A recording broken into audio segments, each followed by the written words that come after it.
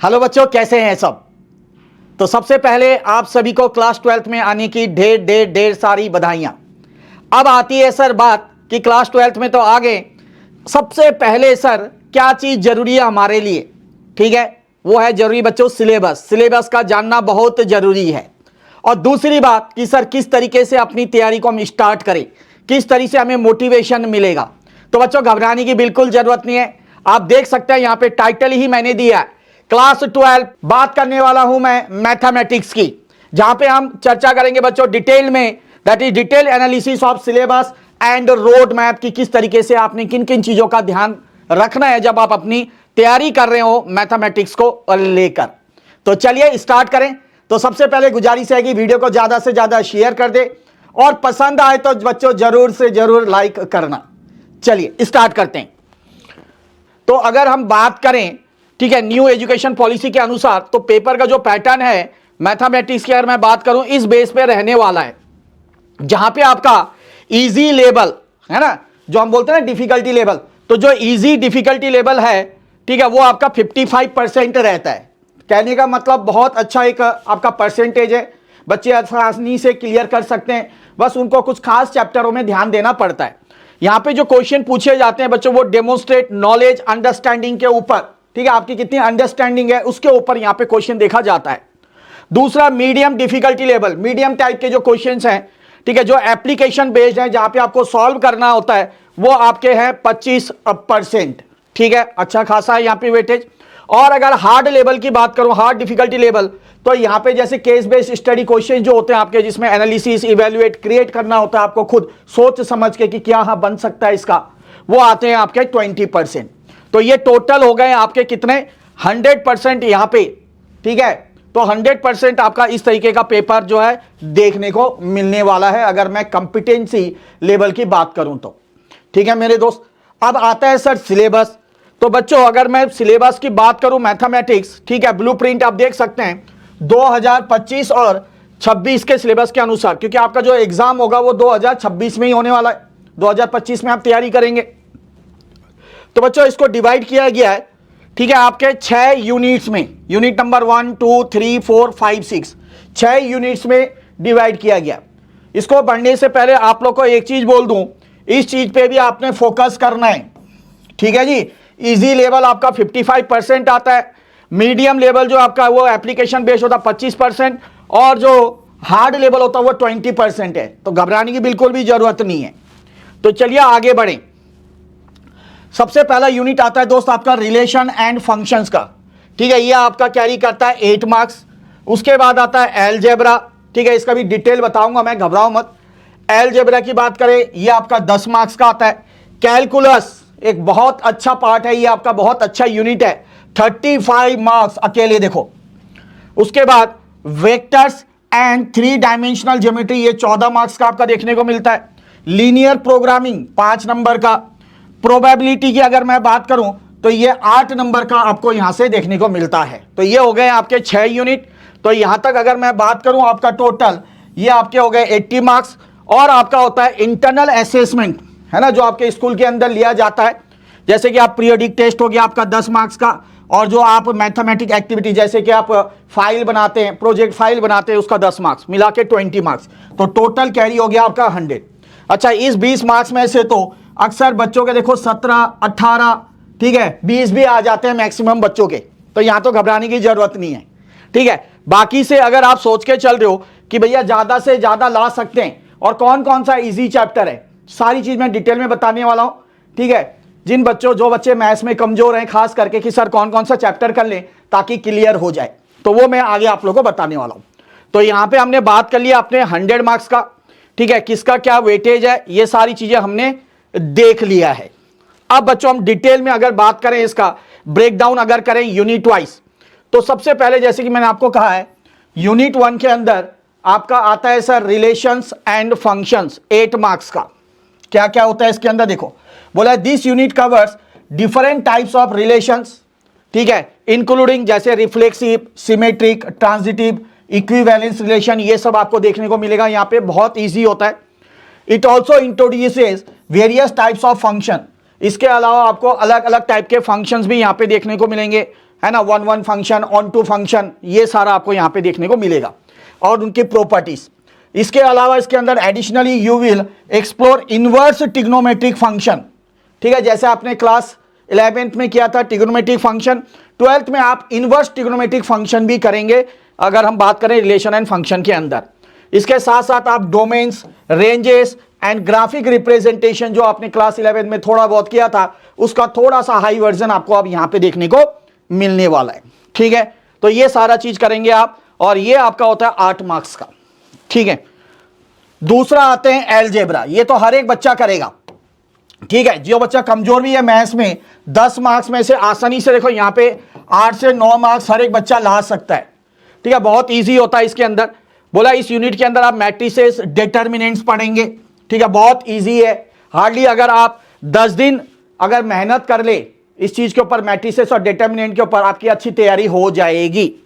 You will learn to work with different types of matrices, इसमें अलग अलग types के मैट्रिसेस आएंगे, उनके ऑपरेशंस कैसे परफॉर्म होते हैं, एडिशन, मल्टीप्लिकेशन, ये सारा आपको यहां पे देखने को मिलेगा। इसके अलावा बच्चों and finding the inverse of matrix, ये इंपॉर्टेंट है, आपको इनवर्स ऑफ मैट्रिक्स भी पूछा जाता है जो कि बहुत बहुत इंपॉर्टेंट है। बोला the unit also includes solving system of linear equations using matrix method, ठीक है। इक्वेशन आपको दे दिया जाएगा और मैट्रिक्स मेथड से आपको उसको सॉल्व करना पड़ता है। और solid understand of determinant is essential as they are used in application like calculating the area of triangle and solving linear equations, ठीक है। determinants भी जरूरत है जहां पे आपको एरिया ऑफ ट्राइंगल आपको निकालना पड़ता है। तो ये सारी चीजें आपका अलजेब्रा के तहत आ जाएगा जो कि आपका 10 मार्क्स कंटेन करता है। तो ये तो बहुत इजी लेवल बोलेंगे इसको, ठीक है, ये हर एक बच्चा इसको आसानी से कर सकता है। अब आता है बच्चों थर्ड यूनिट, ये थोड़ा हार्ड लेवल है, ठीक है। इसमें बच्चों को ज्यादा मेहनत करनी पड़ती है। जब बच्चा क्लास 12th में आता है ना, सबसे पहले उसको डर लगा रहता है कि सर कैलकुलस कैलकुलस कैलकुलस कैसे करें, कैसे बचें। तो बच्चों ये इसमें थोड़ी मेहनत करनी पड़ेगी आप लोग को, ठीक है। ये सीधा सीधा 35 मार्क्स, बहुत बड़ा देखो वेटेज अगर मैं बात करूं तो यहां पे बहुत बड़ा वेटेज है। This is the largest and the most significant portion of the syllabus, साफ साफ लिखा है ना। Providing a strong foundation for higher mathematics, the unit includes the following key topics. और ये जो हमारा कैलकुलस की बात करें, ये आगे भी जाके अगर आप पढ़ते हैं कभी भी, है ना, तो वहां पे भी आपका ये कैलकुलस लगेगा ही लगेगा आपके हायर स्टडीज में, ठीक है। इसके अंदर क्या क्या टॉपिक्स आते हैं एक बार फटाफट देख लें। इसके अंदर दोस्त आपका आएगा कंटिन्यूटी, डिफरेंशिएबिलिटी, ठीक है। Understand the concept of continuity and learn how to differentiate wide range of function. यहां पे आपको अलग अलग टाइप के फंक्शन दिए जाएंगे और उनको कैसे सॉल्व किया जाता है, जैसे इसके अंदर एक्सप्लिसिट फंक्शन है ना, इम्प्लिसिट फंक्शन, और भी बहुत सारे फंक्शन हैं, ठीक है, इंक्लूडिंग ट्रिग्नोमेट्रिक, ठीक है, एक्सपोनेंशियल फंक्शन, लॉगरिथम फंक्शन, ये सारा इसके अंदर आता है, ठीक है। उसके बाद आता है application of derivative, apply derivative two solve real world problems involving rates of change, इसके ऊपर केस बेस्ड क्वेश्चन भी आते हैं आप लोग के। Analyse the behaviour of function, increasing और डिक्रीजिंग, मैक्सिमा मिनिमा, काफी इंपॉर्टेंट पार्ट है यहाँ पे, ठीक है। तो यहाँ पे आपको डिफरेंशिएट करना होता है, मैक्सिमा मिनिमा ये सब इसके अंदर आएगा आपका, ठीक है बच्चों। उसके बाद आता है सर इंटीग्रल, है ना, integration, master various techniques of integration. तो इसके अंदर बहुत ज्यादा मेहनत करनी पड़ती है, बहुत सारे इसके अंदर एक्सरसाइज क्वेश्चन देखने को मिलेंगे, बहुत सारे एक्सरसाइज भी है इसके अंदर। मिसलिनियस एक्सरसाइज इसका बहुत बहुत ज्यादा इंपॉर्टेंट है, ठीक है। हर एक चीज बड़े गौर से नोट करना जो बता रहा हूं, ठीक है। इसका मिसलिनियस भी आप लोगों ने एक्सरसाइज जो है वो जरूर करना है। तो बोला है master various techniques of integration and use them in practical application such as finding the area under curves. तो जब इसके आगे आप करेंगे, ठीक है, जैसे मैंने आपको बताया कि आप एओडी करेंगे, ठीक है, तो उसके अंदर आपका आएगा एप्लीकेशन ऑफ डेरिवेटिव के अंदर, तो ये सारा वहां पे आपका उपयोग होने वाला है। उसके बाद जब आप एरिया ऑफ कर्व निकालेंगे तो उसके अंदर भी आप इंटीग्रल देखेंगे। Differentiate equation, learn to solve first order derivative, second order derivative, ठीक है, इस तरीके से आपका इसके अंदर देखने को मिलेगा, ठीक है बच्चों। उसके बाद आता है ये वाला, ये रटने वाला है एक तरीके से। जिस बच्चे ने फॉर्मूला अच्छे से कर लिया उसका बेड़ा पार हो गया।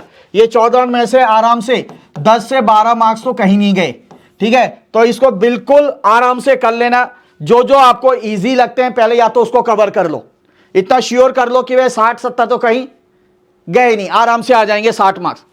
तो वेक्टर्स एंड 3D ज्योमेट्री, इसके अंदर मैंने कहा फॉर्मूले हैं बहुत सारे, वो आपने पढ़ने हैं। This unit introduces the concept of vectors including their magnitude, direction, operation such as dot product, cross product, ठीक है, इनके फॉर्मूले हैं। 3D ज्योमेट्री सेक्शन के अंदर you will learn the calculate the distance between line, है ना, as well as determine the angles between lines and planes in 3 dimensional space. जैसे आपने क्लास 10th में देखा था कि अगर एक लाइन दे रखा है, ठीक है, और यहाँ पे ये x1 और y1 है और यहाँ पे x2 और y2 है। क्लास 10th में क्या था, इनका आप डिस्टेंस निकालते थे, याद है, x2 माइनस x1 का whole square plus y2 minus y1 का होल स्क्वायर, ठीक है। वही चीज आपको यहाँ पे करना पड़ेगा, बट यहाँ पे एक वेरिएबल आ जाएगा जो कि आपका z होगा, x1 y1 z1, x2 y2 z2। तो इस तरीके के फॉर्मूले इसके अंदर बहुत सारे हैं। जैसे यहाँ पे डिस्टेंस बिटवीन लाइंस बोला है, एंगल्स, ठीक है, यहाँ पे प्लेन्स बोला है, तो ये सारे के ऊपर फॉर्मूले, फॉर्मूला बेस्ड है। जिस बच्चे को फॉर्मूले अच्छे से याद होंगे, ठीक है, जब प्रैक्टिस करोगे तो साथ साथ में फॉर्मूला जरूर जरूर लिखें, तभी आपका कॉन्फिडेंस लेवल बिल्टअप होगा। लीनियर प्रोग्रामिंग बच्चों, इसके अंदर एक ही क्वेश्चन आएगा आपका, ठीक है, 2 भी आ सकते हैं छोटे छोटे, बट ये बहुत ईजी है। ग्राफिकल बेस्ड है, ये ग्राफ के ऊपर बेस्ड है, ठीक है। This unit focuses on optimisation, solving real life problems that require maximising and minimising a linear objective function. तो यहाँ पे खास करके आपको मैक्सिमाइजिंग या मिनिमाइजिंग की बात बोली जाएगी, ठीक है, ध्यान रखना। You will learn to solve such problems using graphical methods involving 2 variables. तो इजी है, 2 वेरिएबल्स है, with an emphasis on identifying feasible regions and interpreting result. तो यहाँ पे ग्राफ के माध्यम से, ठीक है, आपको ये पूरा सॉल्व करना होता है क्वेश्चन, जहाँ पे खास करके आपका ऑब्जेक्टिव फंक्शन होता है, और उसके बाद दूसरा आपको मैक्सिमाइज या मिनिमाइज आपको बताना पड़ता है with the help of graph, ठीक है। तो ये हमारा 5वां था। उसके बाद छठा आता है बच्चों प्रोबेबिलिटी। इसमें थोड़ा सा आपको मेहनत करनी पड़ेगी, क्योंकि इसमें एक थ्योरम है, बेस थ्योरम, ठीक है, उसके ऊपर क्वेश्चन आता ही आता है, तो वो अच्छे से करके जाना है। This unit explores key concept such as conditional probability, important है ये, बेस थ्योरम, ये 2 बहुत इंपॉर्टेंट है। तो ये 2 तो आप लोगों ने करके जाना है, ये 8 मार्क्स का है आप लोग का। You will also study random variable and their probability distribution with a focus calculating expected value। उसके बाद expected value। तो ये 3 चीज मैंने बताई हैं, एक आपका कंडीशनल प्रोबेबिलिटी, एक हो गया इसके अंदर बेस थ्योरम, और तीसरा मीन, जिसको हम एक्सपेक्टेड क्या कहते हैं, वैल्यू कहते हैं। तो वो हमें यहाँ पे फाइंड आउट करने के लिए पूछा जाता है प्रोबेबिलिटी के अंदर। तो ये जितने ही मैंने बताए आपके, ये 6 यूनिट्स थे, ठीक है। ये 80 मार्क्स का टोटल मैंने आपको बता दिया।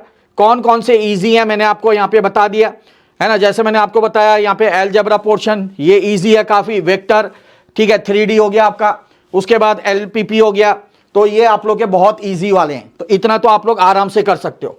सिर्फ मेहनत आपको ज़्यादातर मेहनत किस में करना है, कैलकुलस वाले पोर्शन में, जो कि 35 मार्क्स है, उसमें करना है।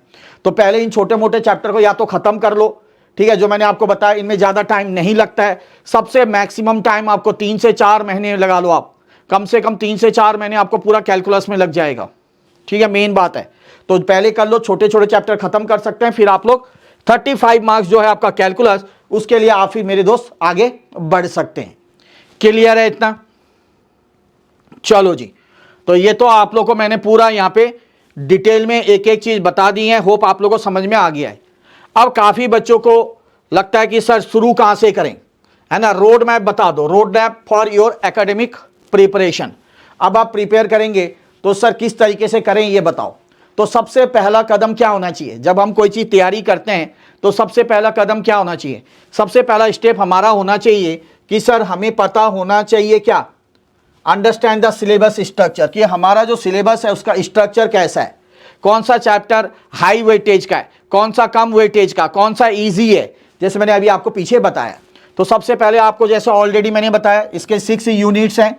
पहला है आपका रिलेशन एंड फंक्शन, जो कि 8 मार्क्स का है, अलजेब्रा 10 मार्क्स का, calculus 35 marks, unit 4 vectors and 3D geometry ये 14 मार्क्स, ठीक है। यूनिट 5 हो गया लीनियर प्रोग्रामिंग 5 मार्क्स, यूनिट 6 हो गया प्रोबेबिलिटी जो कि 8 मार्क्स का है, तो टोटल आपका 80 मार्क्स हो गया ये, और plus 20 marks for internal assessment, और 20 मार्क्स जो हैं आपके वो इंटरनल असेसमेंट के हैं, ठीक है। तो ये तो आप लोग को अच्छे से यहाँ पे समझ में आ गया होगा। तो पहला काम क्या हो गया आपका, first of all understand the syllabus structure, कोई कौन सा हाई वेटेज चैप्टर है, कौन सा क्या है, ठीक है जी। दूसरा आ जाओ मेरे दोस्त, दूसरा स्टेप आपका क्या होना चाहिए, प्लान योर स्टडी शेड्यूल। अब अपना जो स्टडी शेड्यूल है उसको प्लान करिए। आपने तो पता कर लिया भैया इतना इतना इतना इतना इतना इतना मार्क्स का ये चैप्टर है, अब अपना शेड्यूल करिए। तो सबसे पहले प्रायोरिटाइज, है ना, प्रायोरिटी किसको देना है, हाई वेट यूनिट्स को। जैसे मैंने आपको कहा कि जो कमजोर बच्चे हैं तो वो क्या कर लें, वो पेशक पहले छोटे मोटे कर ले, क्योंकि उनको क्या करना होता है, उन दोस्त सोचते हैं कि भाई हमें पास हो जाए तो वही बहुत है। बट कई सारे ऐसे बच्चे हैं भैया पूरा लाना है, अच्छे मार्क्स 100, है ना, तो उन बच्चों को क्या करना है, खास करके अपनी प्रायोरिटी देनी है जो हाई वेटेज चैप्टर है। जैसे मैंने आपको बार बार कहा कैलकुलस, इसमें मेहनत लगेगा 3 से 4 महीने कम से कम। तो allocate more time two units like calculus. देखो मैंने आपको पहले कहा था, जैसे आपका कैलकुलस हो गया, इसको आपने ज़्यादा टाइम डिवोट करना पड़ेगा आपको, क्योंकि इसको कंप्लीट करने के लिए आपको समय भी ज़्यादा चाहिए। Which carries the highest marks, ठीक है बच्चे। उसके बाद सेट रियलिस्टिक गोल्स। अब अपना गोल सेट करो। Break down the syllabus into weekly targets to ensure consistent progress. अगर आप चाहते कि आपका प्रोग्रेस कंसिस्टेंटली मतलब लगातार होता रहे, तो आप छोटे छोटे टारगेट सेट करो, है ना। कैलकुलस का हो गया कि भैया आज मैंने ये पोर्शन किया, ठीक है, कल मैं इतना करूंगा, परसों इतना करूंगा। छोटा छोटा टारगेट, वीकली टारगेट सेट करो कि एक हफ्ते के अंदर मुझे ये एक्सरसाइज करना है, दूसरे हफ्ते के अंदर ये करना है। ऐसे टारगेट अपना नोट बनाओ, ठीक है, चेक लिस्ट बोलते हैं जिसको, एक वो बनाओ। क्लियर है। और जैसे जैसे वो टास्क कंप्लीट होता जा रहा है वैसे वैसे उस चेक लिस्ट में उसको क्रॉस करते जाओ। पहले हफ्ते में भैया कैलकुलस का मैंने ये पोर्शन करना है, या मैंने डेरिवेटिव करना है, उसके बाद मैंने ये एक्सरसाइज करना है, फर्स्ट वीक के अंदर कंप्लीट हो गया, काट दो। नेक्स्ट वीक क्या करोगे, बट जो टारगेट सेट कर रहे हो वो देखो उस वीक के अंदर कंप्लीट भी होना चाहिए। बड़ा टास्क मत रखो, अभी तो आपका स्टार्टिंग है, तो टास्क को छोटे छोटे टास्क में डिवाइड करो, एक पूरे काम को, और फिर स्टार्ट हो जाओ, ठीक है। तो वीकली बेस्ड आपने करना है ताकि आपका कंसिस्टेंटली प्रोग्रेस होता रहे। Regular revision, schedule periodic revision to reinforce learning and identify weak areas. अब जैसे मान लो आज आपने एक हफ्ते में टास्क कंप्लीट किया, अब आप नया टास्क स्टार्ट कर रहे हो, तो नया टास्क स्टार्ट करने से पहले जो आपने पुराना काम किया उसको अच्छे से रिवाइज करना पड़ेगा, ताकि जो आपका वीक एरियाज हैं वो एक बार तरोताजा हो जाए कि हाँ भैया कहाँ मेरा वीक एरियाज है, किस तरीके से उसको प्रैक्टिस आपने करना है, ठीक है। तो ये चीजें आपने फोकस रखनी है सेकंड पॉइंट पे। तो पहला मैंने क्या कहा कि अपने सिलेबस को अंडरस्टैंड करें, फिर प्लान करें अपने स्टडी शेड्यूल को कैसे करना है, ज्यादा समय दे हाई वेटेज चैप्टर को, उसको प्रायोरिटी देनी है। एक बड़े टास्क अगर आपके पास चैप्टर है पूरा, तो उसको छोटे छोटे टास्क में उसको डिवाइड करो। क्या करना है, छोटे छोटे टास्क में उसको डिवाइड करो ताकि कंसिस्टेंटली प्रोग्रेस हो सके। और जब आप नया शुरू करते हैं टास्क, तो पहला जो टास्क किया उसको आप रिवाइज करते रहो, अपने वीक एरियाज जो है उसको अच्छे से फोकस करो। नेक्स्ट आता है थर्ड, है ना, हम लोग कहते हैं ना जैसे ये आपको फोकस, बच्चे अलग अलग किताबों को फॉलो करते हैं, बट बच्चे सबसे पहले आपने फोकस करना है NCERT, क्लास 12 का जो मैथमेटिक्स का NCERT है, सबसे पहले आपको वो फॉलो करना है। वही आपकी गीता है, वही कुरान है, वही बाइबल है, ये ध्यान रखना, ठीक है, बहुत इंपॉर्टेंट है। तो NCERT टेक्स्ट बुक को फोकस करना है। The NCERT mathematics text book is the primary resource, लिखा है ना, ये मेन रिसोर्स है। उसके बाद कंसेप्चुअल क्लियरिटी करो अपना, ensure you understand the underlying concept before attempting exercise. तो जब आप कोई एक्सरसाइज करने जा रहे हो NCERT के अंदर, तो पहले ये ध्यान रखो क्या आपने कंसेप्ट सारा क्लियर कर लिया, कुछ छूटा तो नहीं है। ऐसे नहीं कि आधा अधूरा आपने किया कंसेप्ट और एक्सरसाइज करने लग गए, तो हो सकता है कि तीसरे क्वेश्चन के बाद आप अटक जाओ। क्यों? क्योंकि आपकी कंसेप्ट ही क्लियर नहीं है। तो फर्स्ट ऑफ ऑल क्लियर करो अपने पूरा कंसेप्ट को, और उसके बाद आप एक्सरसाइज के क्वेश्चंस करो। Practice problem, solve all examples and exercises. कई बच्चे क्या करते हैं, एग्जाम्पल सॉल्व नहीं करते हैं, सिर्फ एक्सरसाइज कर लेते हैं। बच्चे कई बार एग्जाम्पल से भी क्वेश्चन आता है, ध्यान रखना, है ना, मैक्सिमम टाइम देखा गया। As many board questions are directly based on them, लिखा है। तो बोर्ड क्वेश्चन जो है कई बार वहां से भी डायरेक्टली क्वेश्चन पूछा जाता है, ठीक है जी। चलिए, उसके बाद आपका चौथा काम क्या होगा, चौथा काम होगा create a formula notebook. Formula के लिए एक अलग से सेपरेट नोटबुक बनाइए, ताकि आपको ज्यादा क्या लगे, भैया कंसेप्ट ठीक है समझ गए, बट फॉर्मूले के लिए एक ही रहेगा, तो उसको रिवाइज करने में क्या रहेगी, आपको आसानी रहेगी। तो मेंटेन अ सेपरेट नोटबुक, ठीक है, to jot down the all important formulas, ताकि आप इंपॉर्टेंट फॉर्मूलास को नोट डाउन कर सको, थ्योरम्स को नोट डाउन कर सको। रेगुलर रिवीजन करना है, review this notebook daily to keep formulas fresh in your memory, और जहां पे आपने ये फॉर्मूला थ्योरम्स लिखे हैं सेपरेट कॉपी में, उसको लगातार डेली बेसिस पे क्या बोला, रिवाइज करना पड़ेगा ताकि वो आपके दिमाग के अंदर सेट हो जाए। उसके बाद आपको देखो ये जब कर लिया, नेक्स्ट काम आएगा practice with previous year paper. Previous year paper देखो ज़्यादा से ज़्यादा सॉल्व करेंगे आप लोग तो आपको एक ना पता लग जाएगा, एक एनालिसिस कर पाएंगे कि आप कितने गहरे पानी में है ना, कि आपको किस एरिया में किस चीज़ में आपको मेहनत करनी पड़ेगी, किस टाइप के क्वेश्चन ज़्यादा पूछे जाते हैं, है ना, तो ये आपको फायदा जरूर पहुंचेगा। तो बोला है solving past paper helps you get familiar with the question format and difficulty level, लिखा है साफ साफ। तो आपको एक चीज पता चल जाएगा कि किस डिफिकल्टी लेवल के क्वेश्चन पूछे जाते हैं, किस टाइप के क्वेश्चन पूछे जाते हैं, क्या फॉर्मेट होता है, ये सारा आपको पता चल जाएगा। नेक्स्ट होता है time management, practice completing papers within the allotted time to improve speedy and accuracy. अब आपको मान लो जो समय मिलता है, ठीक है, अब 3 घंटे के अंदर आपको कंप्लीट करना होता है, बट आपको एक प्रैक्टिस भी होनी चाहिए कि भैया जितने भी क्वेश्चन आ रहे क्या आप 3 घंटे के अंदर कर पा रहे हो। तो जब तक आप प्रैक्टिस नहीं करोगे तो एग्जाम हॉल में भी बच्चे 3 घंटे तो बैठ ही नहीं पाओगे आप, ये चीज ध्यान रखना। तो प्रैक्टिस करना है आपने, पूरा देखना है कि सारे क्वेश्चन आपके कितने टाइम में लग रहा। हो सकता है जब आप एक प्रीवियस ईयर पेपर दे रहे हो तो हो सकता है आपको 4 घंटे लग रहे हो, 3 घंटे के अंदर कंप्लीट नहीं हो रहा है, फिर दूसरा दोगे तो हो सकता है 3.5 घंटे लग रहे हो।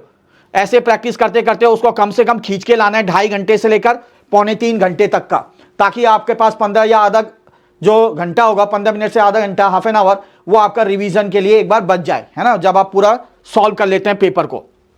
उसके बाद बोला आइडेंटिफाई वीक एरिया, जैसे मैंने आपको कहा पास्ट एग्जाम पेपर देंगे तो आप एनालाइज कर पाएंगे your performance to focus on topics that need more attention, है ना, आपको ऑटोमेटिकली पता चल जाएगा कि आपका वीक एरिया कौन सा है, आपको किस एरिया में ज्यादा और फोकस करना पड़ेगा ताकि आप बेहतर से बेहतर कर सकते हैं। ठीक है, तो बहुत जबरदस्त चीजें आप लोगों को बता रहा हूं ये। उसके बाद नेक्स्ट आ जाइए utilise additional resource. Sir additional resource क्या करना पड़ेगा आपको, सैंपल पेपर्स, ठीक है, सीबीएसई के जो सैंपल पेपर्स हैं वो ज्यादा से ज्यादा आपने सॉल्व करने हैं, ये आपका एडिशनल रिसोर्स है। ठीक है, स्टे कंसिस्टेंट एंड मोटिवेटेड, है ना, जब तक आप अपने सेल्फ मोटिवेटेड नहीं रहेंगे बच्चों कुछ नहीं हो सकता है ना। अगर डिमोटिवेट रहोगे कि भैया नहीं कर पाऊंगा, मेरे से तो होगा नहीं, ये दिक्कत है वो दिक्कत है, कुछ नहीं होगा। तो अपने आप से मोटिवेट रहना है, regular study, dedicate specific hours each day, कि भैया 1 घंटे में मैंने 4 घंटे देने, 5 घंटे देने या 2 घंटे देने मैथ्स को, वो फिक्स करो। ठीक है, mathematics to build a routine. उसके बाद healthy lifestyle, ensure adequate sleep and breaks to keep your mind fresh. अपने दिमाग को तरोताजा रखने के लिए क्या करना पड़ेगा, अच्छी नींद लेनी पड़ेगी, कम से कम 6 घंटे की प्रॉपर नींद लो। ठीक है, जब आप पढ़ाई करते हो तो चंक में पढ़ाई करो, ये नहीं कि लगातार 8 घंटे पढ़ रहे हो, मान लो 3 घंटे पढ़ लिया, आधे घंटे का ब्रेक, फिर 3 घंटे पढ़ लिया, इस तरीके से ब्रेक दे दे के आप पढ़ाई करें। अगला है बच्चों सीक हेल्प व्हेन नीडेड, जब भी कोई हेल्प की जरूरत हो, ठीक है, अपने टीचर से, ठीक है, वो जरूर लें। Don't hesitate to ask your teacher और peers if you stuck on a concept. तो अगर आप कोई कंसेप्ट में अटक रहे हैं तो भाई झिझकने की जरूरत नहीं है ना, ये दूसरे बच्चों के साथ भी हो सकता है ना, कई शर्म के मारे नहीं पूछते हैं कई सारे बच्चे, तो ऐसे मत करना, फिर वो आपका रह ही जाएगा। ठीक है, तो वो अपने टीचर से क्लियरिफाई करो, टीचर जरूर बता देंगे। ठीक है, तो ये सारी चीजें जो हैं आप लोग को एक एक करके मैंने बताई हैं कि क्या क्या चीजें आप लोग को फोकस करना है, सिलेबस क्या है, किस तरीके से अपनी तैयारी करनी है। होप आप लोग को ये अच्छे से समझ में आ गया होगा। ठीक है बच्चों, तो उम्मीद करता हूं कि आप लोग इसी तरीके से तैयारी करेंगे, ठीक है, और एक अच्छा स्कोर जो है अपने लाने की पूरी कोशिश करेंगे। तो मिलते हैं बच्चों जल्द और एक वीडियो के साथ, तब तक के लिए जय श्री श्याम।